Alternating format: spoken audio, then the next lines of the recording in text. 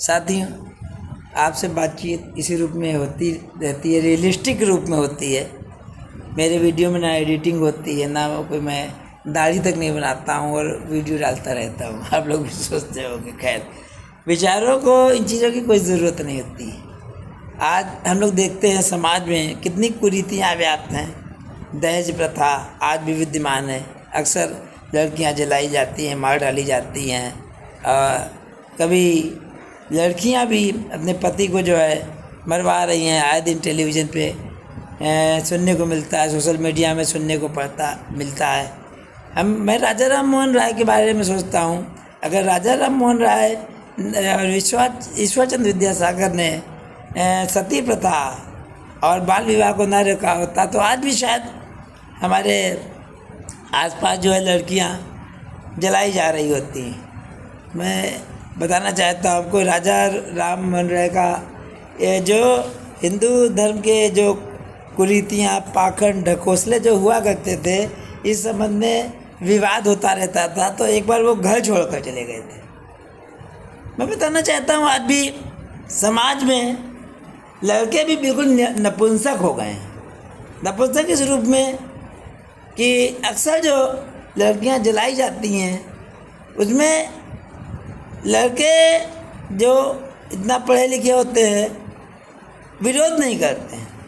और सबसे घृणित बात तो ये है कि एक लड़के की जो माँ या बहन जो भी होती है, एक महिला होकर भी एक महिला को जलाने में मदद करती है। आज़ादी के 79 साल हो चुके हैं, लगता है हम आज़ाद हैं। और राजा राम मोहन राय जैसे लोग आज क्या कहते हैं, क्यों नहीं आए?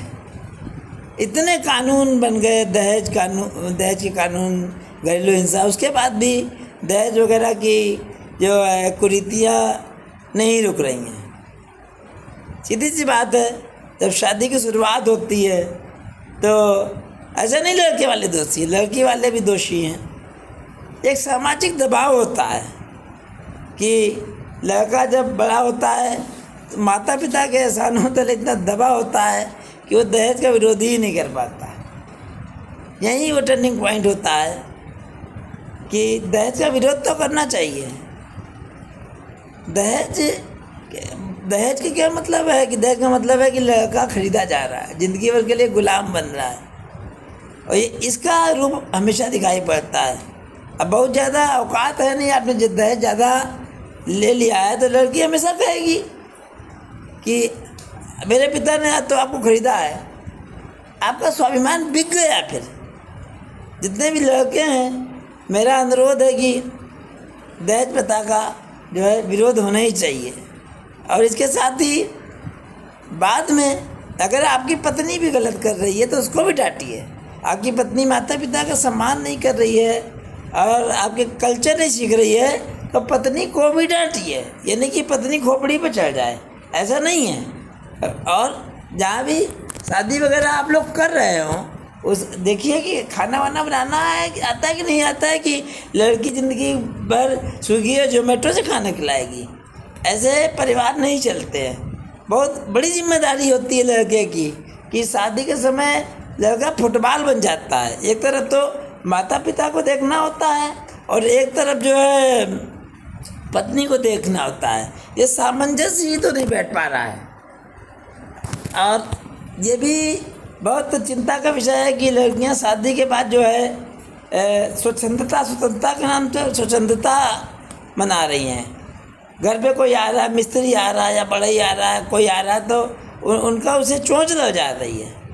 तो बड़ा अलर्ट रहने का समय है। सोनम हत्याकांड हुआ जो इंदौर का, और या मेरठ का नीला ड्रम वाला हत्याकांड हो गया। राजस्थान में भी नीले ड्रम वाला हत्याकांड हुआ है। लोग नीले ड्रम तो दहशत करने लगे हैं। क्या ज़माना आ गया साथियों, सोचिए कितना बुरा समय आ गया है।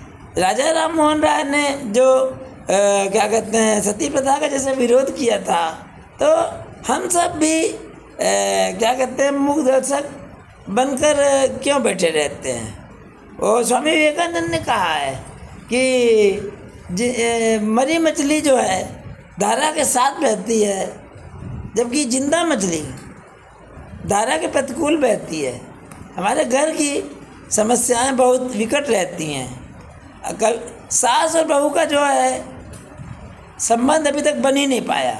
सास है या नंद है वो हावी होते रहती है, एक ग्रुप बनाकर बहू पर अटैक ही करती रहती हैं। ये कभी नहीं देखती हैं बहू जिस कमरे में रह रही है कहीं उसका मकान भूसे की तरह तो नहीं बह रहा है, उसके हालचाल भी पूछ लें, उसकी समस्या भी पूछ लें। लेकिन बहू ने छोटी सी गलती कर दी, ये अगर दाल में नमक कम है तो पूरे मोहल्ले को पता लग जाता है। साथियों, घरों के माहौल बहुत मायने रखता है। और ये जो अतुल सुभाष का हत्याकांड हुआ, लड़के जो है दो मारे डर के आत्महत्या कर रहे, ये भी चिंता का विषय है। ससुराल वालों को बहुत ज़्यादा जो है प्रेशर देने की ज़रूरत नहीं है। ससुराल वाले भी अपने औकात में रहें, बहुत ज़्यादा ठीक है। बहुत ज़्यादा दिमाग उनका नहीं खराब होना चाहिए कि लोग लड़की की माँ जो है वही घर को कंट्रोल कर रही है। घर का कंट्रोल अपने हाथ ही में रखना है साथियों, क्योंकि समाज की दिशा और दशा बहुत ख़राब हो रही साथियों। मिलता हूँ। जय हिंद, वंदे मातरम, भारत माता की जय।